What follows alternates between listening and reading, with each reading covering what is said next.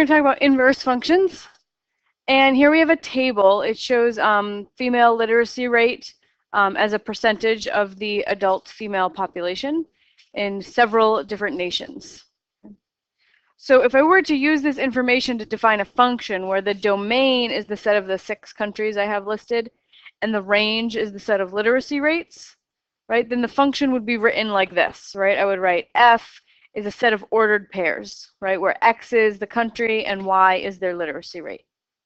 So I'd have Brazil, comma, 88.6, right? So this is kind of like a lookup. Like if this, think of this as a computer database, right? I can type in Japan and up pops the literacy rate, 99, and it'll pop up screen, right? So Brazil pops up 88.6. Egypt up pops 43.6, right? But then I can undo this function by interchanging the domain and range. So think of this as like a reverse lookup. So if I type in 99, what country is going to pop up? Germany or Japan. Okay, that's, so does that mean, what does that say about this relation? That it's not a function, right? Because for one input of 99, I can have 2 different outputs, Germany and Japan. So does the undoing of f, right, we're calling this the undoing function, produce another function? No. Okay, not in this case. Sometimes it does, sometimes it doesn't. So if a function is a set of ordered pairs, then the changes produced to f can be undone by reversing the components of all the ordered pairs, right? So change all your x comma y's to y comma x's. Make all your inputs outputs and outputs inputs. All right, so the resulting relation y comma x may or may not be a function. So today we're going to look at these functions that undo, undoing functions and their properties. So let's look, h is a function of t. It's going to be the equation 6 plus 2t, and that tells us the height of corn seedlings t days after they're planted. So if I make a little table of values for f of t over the domain 0 to 3, when t is 0, what's the height of my corn seedling? 6 inches, yeah. And when t is 1, it is 8 inches, and after 2 days, the height would be 10 inches, and 3 days, it would be 12 inches. So I'm just plugging these t's into my formula, 6 plus 2t. All right, so if I want to describe this function as a set of ordered pairs, I could write it out like this. I would have 0, 6, 1, 8, 2, 10, and 3, 12. So let's say I wanted to know how many days it would take for the height of the seedling to reach 36 inches. How would I find t? Plug in a 36 for h. Yeah. So I would have 36 equals 6 plus 2t. So the thing they told me was a height, so I replace h with 36, and I solve for t, the number of days. So I end up with t equals 15. Right, 15 days. All right, so what if in general, like it's more important for me to be able to know how long it's going to take to reach certain heights than it is for me to know what height the seedling will be after a certain number of days, right? Like if I'm a farmer and I think, okay, what I really need is to know how long it's going to take to reach 30 inches because that's when I cut it down or something like that. How could I change this formula so that I'd be solving for, so I'd be getting t instead of an h? I want to plug in an h and get a t. Yeah, just solve for t. So I have a general h equals 6 plus 2t, and I'm going to solve for the t. So first I'll subtract 6 from both sides, and then I'll divide both sides by 2, and I get t is h minus 6 over 2. So in this equation, meaning that one. Okay. H is now my input and T is my output. I changed the role of the two variables. That's what an inverse function does. It changes the role of the variables. Inputs become outputs and outputs become inputs. So now I'm going to make a new table of values for T comma H. Okay, so now, I'm sorry, H comma T. So now I'm plugging in H's into this new function that tells me how long it will take to reach a certain height. So if I plug a 6 into that formula for H, what do I get for T? 0. So now I know, if I want to know how long it will take to reach 6 inches, 0 days. Right, it was 6 inches when I planted it. How long will it take my plant to reach 8 inches? 1 day. Right, plug an 8 in here and you get 8 minus 6 is 2, 2 over 2 is 1. If I plug a 10 in here for 10 inches, I get 2 days. And a 12, plug in a 12 and I get 3 days. Okay, so my set of ordered pairs here is going to be 6, 0, 8, 1, 10, 2, and 12, 3. So what are your observations about the functions f where I plug in time and I get height, and g where I plug in height and I get time? How are they related? They're inverses, but tell me, like, what does that mean?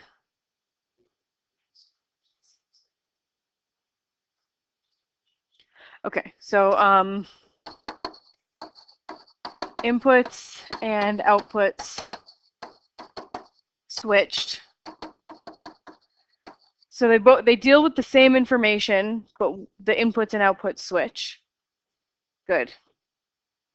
What's the domain of f?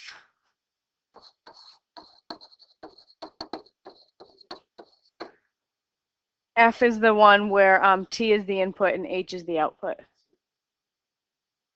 Yeah, 0, 1, 2, 3. I mean, according to this thing that I just set up here.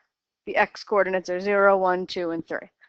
Okay, so 0, 1, 2, 3 is my domain of f. And how does that relate to g? It's the range of g. Those are the outputs of the g function. So the domain of f is 0, 1, 2, 3, and that is the range of g, which makes sense because domain is the set of inputs, range is the set of outputs. If inputs and outputs are switched, then domain and range switch. So what is the range of f? Go back at, no, the range of f. 6, 8, 10, and 12, the set of outputs that I've listed here. The y coordinates are 6, 8, 10, and 12. So the range of f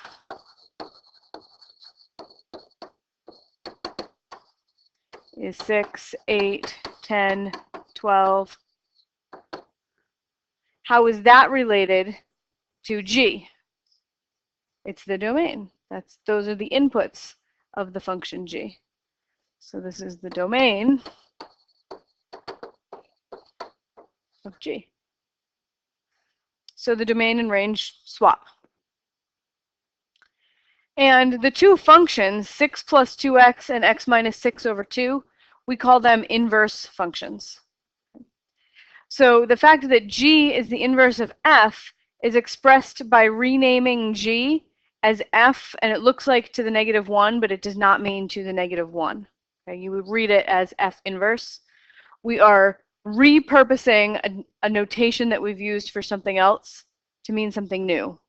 So that can always be a little bit confusing. So you just have to get into the habit of looking at that not as f to the negative 1, but reading that as f inverse. Because remember, f is a rule, right? You can't raise a rule to the negative 1. You can raise a number to the negative 1 or a variable to the negative 1. But f is just the name of a rule. You can't take a name and raise it to the negative 1. It doesn't make any sense. Yes. Yes. Inverse switches input and output. You got it. So for example, f of x and g of x are inverse functions, right? I switched the input and the output. Here, my input was time and my output was height. Here, my input was height and my output was time. So I call those functions inverses because I swapped input and output.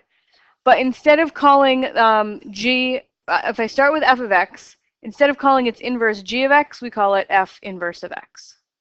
You read that f to the -1, you read that as f inverse. So for these two functions, f of x and f inverse of x, I would like to do some evaluating. So what is f of 10? 26. How do you get that? Put in 10 for x into the f function, right? So 6 plus 2 times 10 is 26. F inverse of 26. How'd you get that so fast? Oh, okay. Yeah. So there's two things we could do here. We could take the 26 and plug it into the f inverse formula, and you'd get 26 minus 6 is 20, divided by 2 is 10, right?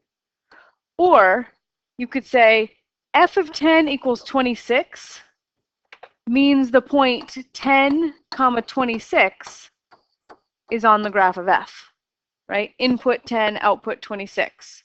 That's what f of 10 equals 26 means. So if 10, 26 is on f, then 26, 10 has to be on f inverse. So when they ask for f inverse of 26, it has to be 10.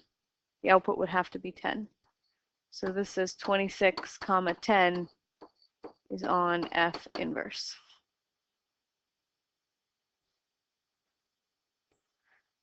So the inputs and outputs just swap places for inverse functions. All right, let's look at what happens when you compose a function with its inverse. So we talked about composition last class. That's where you plug one function into another function. So I want to do f composed with f inverse. Okay. So if I had f of a cute little puppy, what would I get?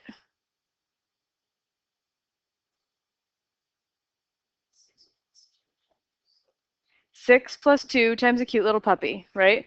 So whatever I plug into f, even if it's something messy, right, or that you don't even completely understand what the symbols mean, doesn't matter. Just plug them into f, right? F is just a machine, and it just always does the same thing. F, whatever you plug in, it's going to be 6 plus 2 times that thing. So I'm plugging in f inverse now. So I'm going to write 6 plus 2 times f inverse of x. Okay. But f inverse of x has a formula. So now I'm just going to make a substitution, right? Because f inverse of x is the same thing as x minus 6 over 2. They're equal, so I substitute.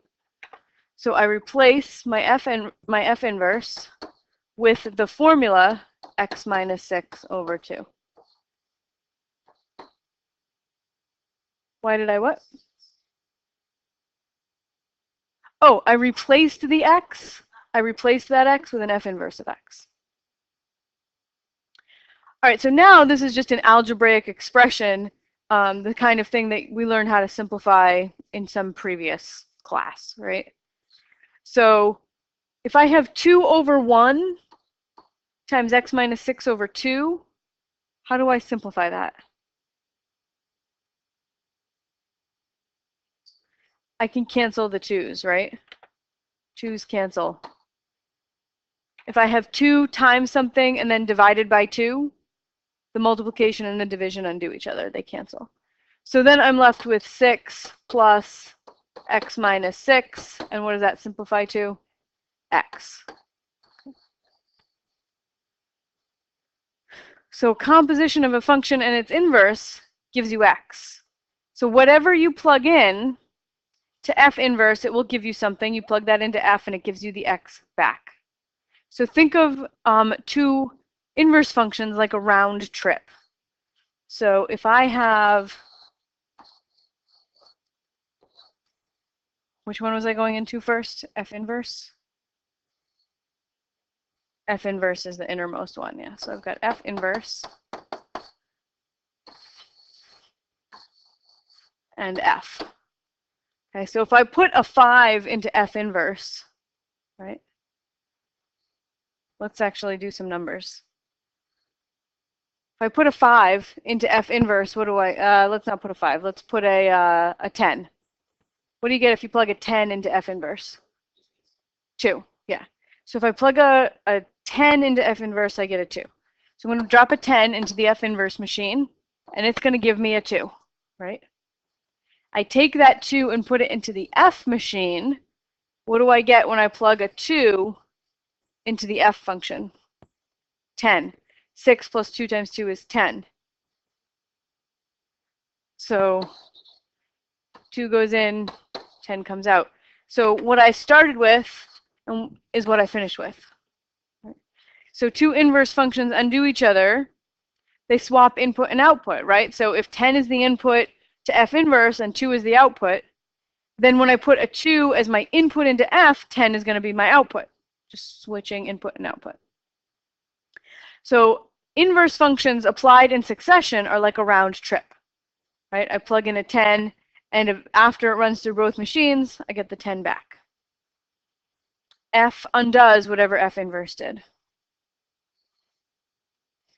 So that's what this long line of algebra says. It says that if I plug in X into F inverse and then apply the result to F, I get the X back. So let's see if it works in the opposite order. So I'm going to compose in a different order here. So I have F inverse of F of X. So before I was doing F of F inverse, now I'm doing F inverse of F. So F inverse has the formula X minus 6 over 2. So whatever I plug into F inverse, I'm just going to do that thing minus 6 divided by 2. Right? So I could plug in, I don't know, a dancing clown, right? And it would do a dancing clown minus 6 divided by 2. So, but what I'm actually plugging in, though, is F of X, right? This is what's going in. So I'm going to get F of X minus 6 over 2. But F of X has a formula, so let's replace F of X with its formula. And I get 6 plus 2x, and then minus 6, that's the F of X, then the minus 6 over 2. Right, because this thing, that's F of X. All right, and then I have a 6 and a minus 6, those cancel. And then I have 2x over 2. 2's cancel, and I have x. So we can run the two machines back to back in either order, and you get a round trip. The x that you put in will come back out after it runs through both machines.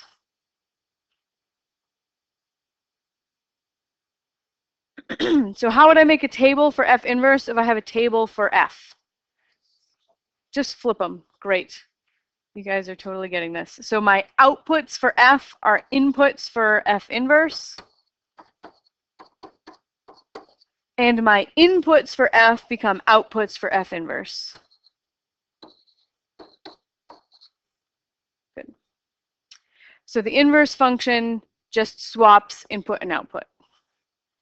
So that means the domain of F is the range of F inverse, and the range of F is the domain of F inverse, just like we said earlier. So if we put all these ideas together, we can come up with the formal definition of inverse functions. And how did I lose a piece of that? That's weird. Is it on your sheet? Oh, okay. So F and G are two functions, so that when you compose them in either order, if you always get X, that means that they are inverse functions. That means that one function undoes the other. What else does that say? And we denote, oh, so we denote G as F inverse. Good. All right, so it's important that you're able to understand what inverse functions represent in application problems, and it really helps us to understand inverse functions in general to give them some context. So let's say P equals f of t. It gives the population of Greenfield as a function of time t in years since 1900. What are the inputs of this function? T. T is the input measured in years, yeah.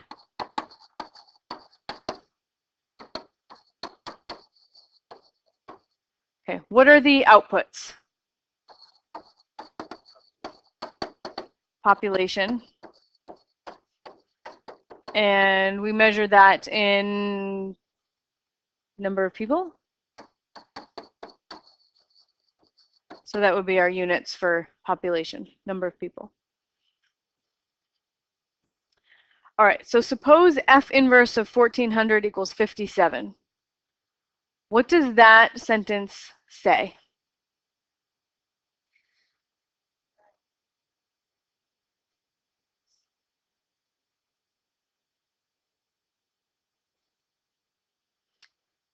You're close.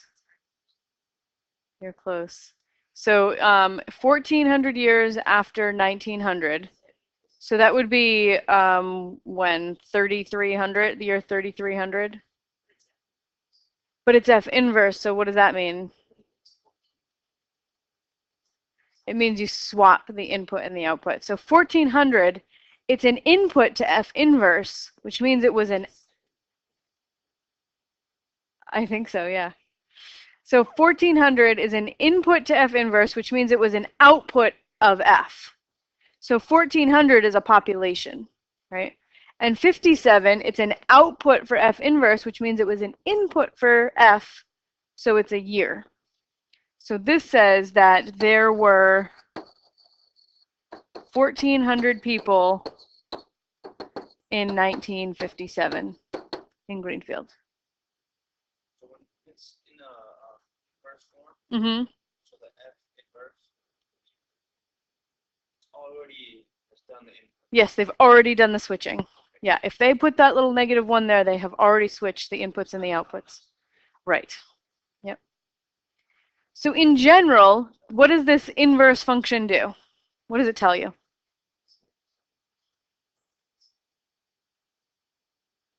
Oh, yeah, so yeah, I could write that. I could say t equals F inverse of P, right, if I wanted to write it out symbolically. So now my population is the input and my output is a year. So if I wanted to write in English, this says that this is F inverse tells you, right? Think of it like, again, like a computer program or a computer database. It will tell you the year that Greenfield reached a given population, right? So if you give it a population size, this computer program will tell you what year it reached that size. Could there be any potential snags in this database? Yeah, Tony? Yeah, if you have 2 years with the same population, right, which is likely, yeah. So if I put in 2000, say, and I tell my computer, if F inverse, please tell me what year Greenfield had a population of 2000, it might like sputter and die because it doesn't know what year to tell you because there were 2, right? So it's possible that that F inverse isn't a function, right? It's possible that F inverse isn't a function. But one thing that we could try to assume to make it a function is that if the population of Greenfield is always increasing, right? If it's always getting bigger, then once it hits 2000, it can never come back down to 2000. Does that make sense? So that would make it that would make F inverse definitely a function. Yeah, that may not be a safe assumption, but it would make my computer program work. All right, so here's another scenario. C equals F of Q. It tells you the cost in dollars to manufacture Q lunch boxes. What are the inputs of this function F? Q lunch boxes. So input Q measured in lunch boxes. Number of lunch boxes. And what's my output for this function F? Cost measured in dollars. Okay. So what does F inverse of 200 equal 40 mean? You got it. Make 40 lunch boxes costs $200. Okay, because 200 is now an input into the F inverse function, which means it was an output from F. So that 200 is a cost, right? And 40, it's an output from F inverse, which means it was an input from F.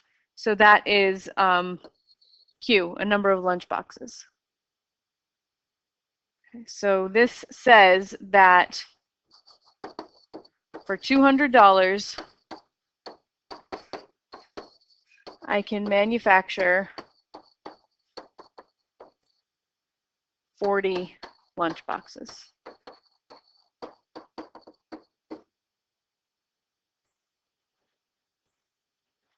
In general, what does the inverse function represent? Yes, the number of lunch boxes I can make for some given cost.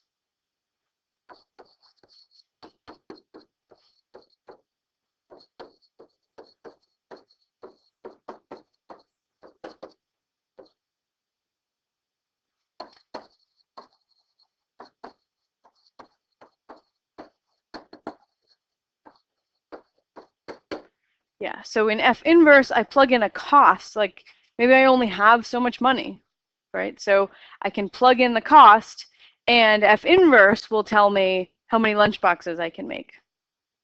F, on the other hand, I plug in the number of lunch boxes I want to make, and F tells me how much it will cost. It's just the reverse.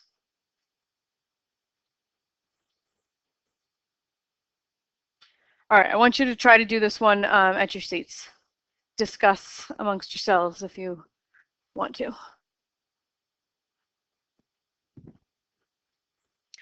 Okay, so let's go over these. T equals F of V gives the time in hours it takes to drive to New York City at a velocity of V miles per hour. Right? So what are its inputs? Yeah. So for F, its input is velocity measured in miles per hour. So that's your input. That's what you tell it, right? You say, hey, F, I'm going to drive 50 miles per hour. And then what does F tell you in return? How many hours it takes to get there?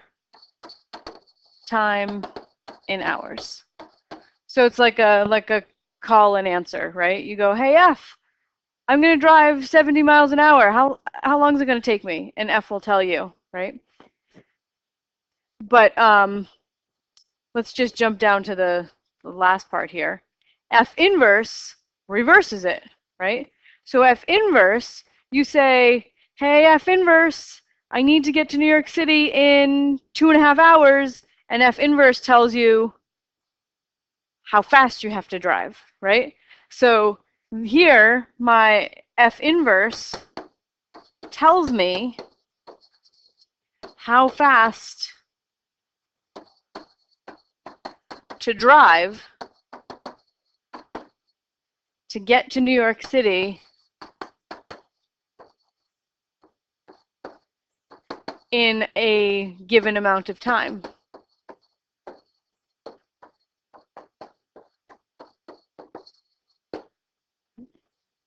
So what does F inverse of 3 equals 65 mean?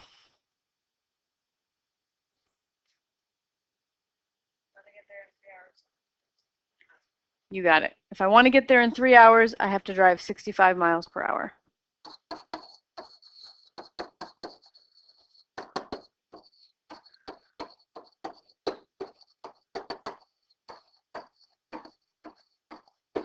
Good. Now, is this F inverse a function?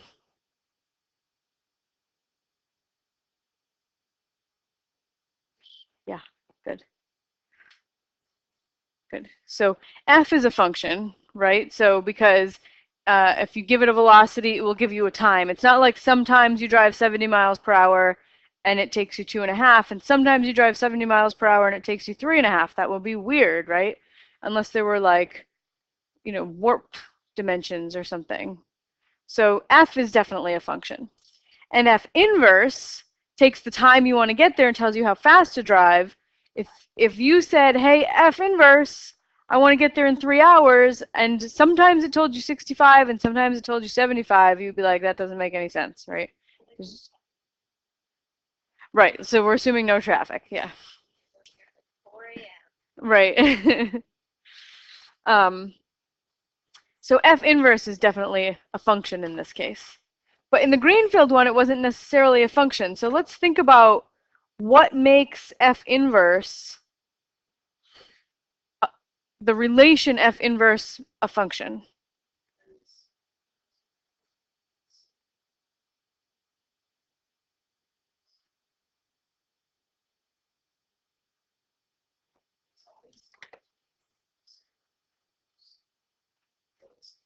Yes.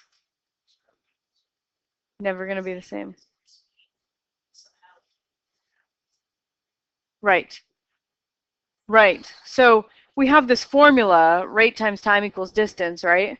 So if you know speed, you can figure out time, and if you know time, you can figure out speed, because distance from here to New York City is always the same, right? So it's going to be a line, and let's see, if I put v, my velocity, so this is a function f, right? No, which one? Yeah, for f, you plug in v and you get t's, right? Okay, so this is my function f. The faster I go, the less time it'll take me, right? So 0 miles per hour, it can't take me 0 miles. I can't do that, but I can go. It's basically going to be a line, right, like that. So this is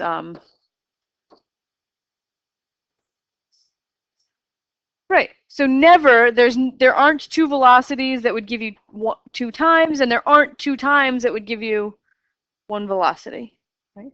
But let's think about the population of Greenfield example. So that one we had f had time and population.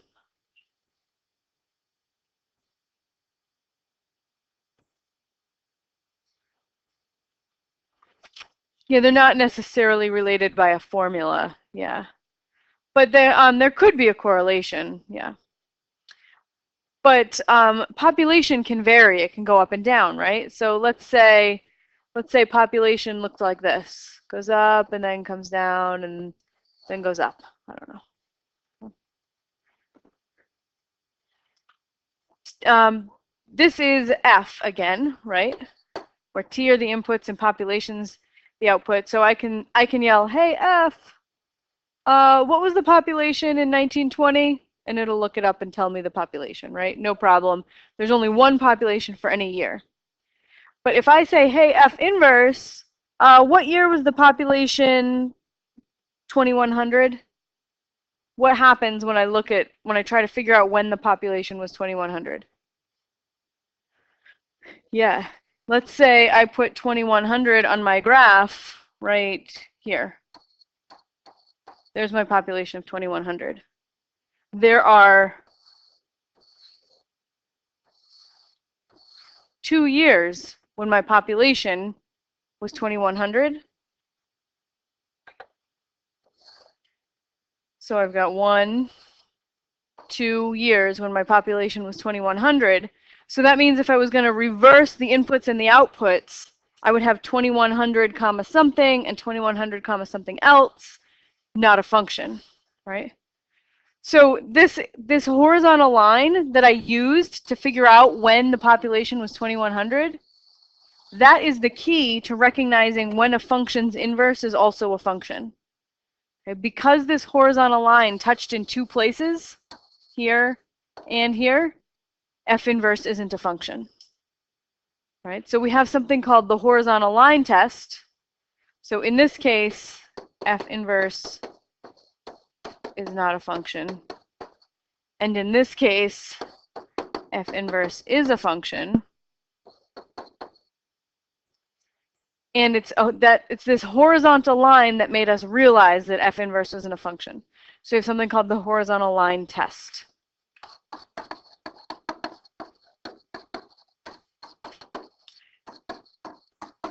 And this isn't in your notes, but I knew Linda taught this lesson earlier, and she told me that it was a little short, so I decided I'd talk about the horizontal line test. So you'll have to just put it on a piece of paper or store it in your brain. All right, so the horizontal line test says that if a function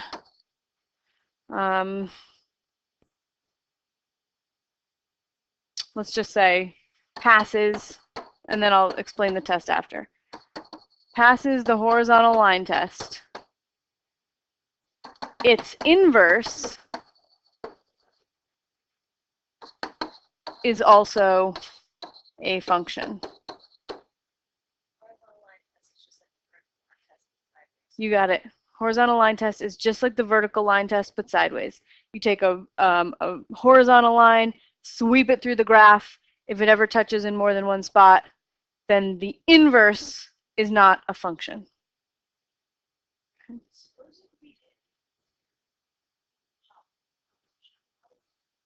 Yeah. If we put year on the y-axis and p on the horizontal axis, then it would not pass the vertical line test.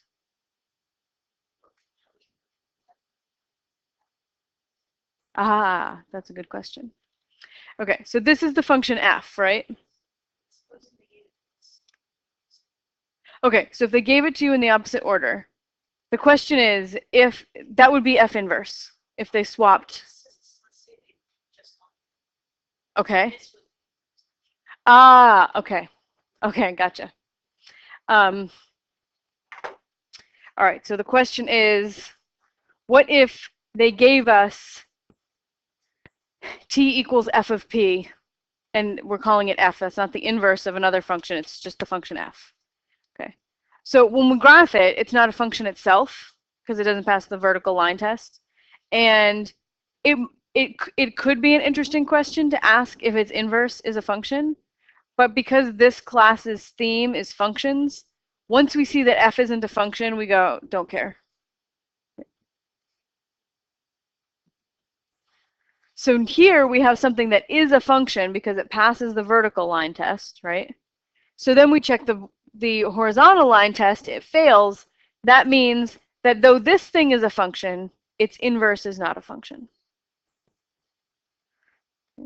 And a function whose inverse is also a function, that is a function that passes the horizontal line test, is called one-to-one.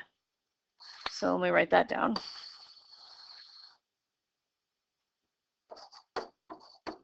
A function whose inverse is also a function because it passed the horizontal line test, right? So a function that passes the horizontal line test has an inverse that is also a function, is called 1-to-1, or you can just use numbers for short, 1-to-1. And it's called 1-to-1 because each input corresponds to exactly one output, and each output corresponds to exactly one input. One input to one output, it's never 1 goes to 2, and it's never 2 goes to 1. Right? So we will talk more about the horizontal line test and when a function has an inverse on Friday. For now, I want you to work in your groups on the activity columns and cell phones.